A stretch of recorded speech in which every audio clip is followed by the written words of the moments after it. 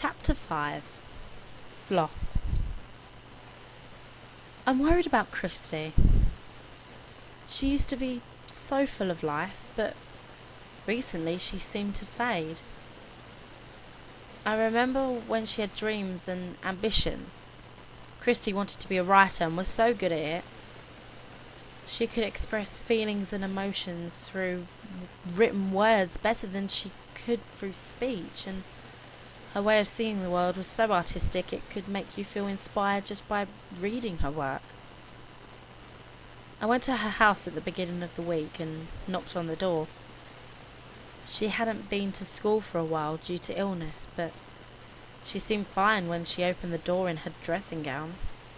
Christy hadn't bothered to get dressed. "I'm too tired," she said. What could I do?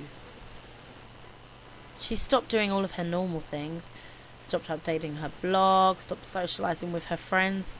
It's like she just dropped off the face of the earth. I needed to find out what was happening to her. I needed to know for myself so I could find a way to save her from whatever it was haunting her and sucking the life force out of her. When we were kids, I used to sit in the tree outside her window so we could continue our conversations without getting into too much trouble. So I made use of that tree again. I sat on the branch and waited for her. I know what it looks like. I know that. But you don't understand what I saw. She walked back into her room, still not dressed properly, and she looked dirty, like she hadn't even bothered to wash for a while. How could her parents let her go around like this? I was shocked by that. So what I saw next, well, I have no words.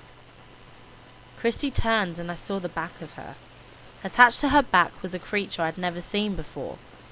It clung to her, its long arms wrapped around her torso. I could see its dark form, snuggled up close with its menacing eyes glaring at me. It knew I was there, just as I knew it was there too. This was what was wrong. This creature was sucking the life out of Christy. Every breath the girl took was laboured, like she didn't have the energy to breathe anymore. The creature on her back smirked at me, showing teeth that were sharp and cruel. I shook my head at it and gave a silent plea for it to let my friend go.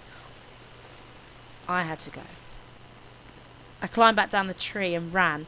Needed to do research, try and find out what this sloth-like creature was and what it was doing to her. I had to stop it. Christy died that night.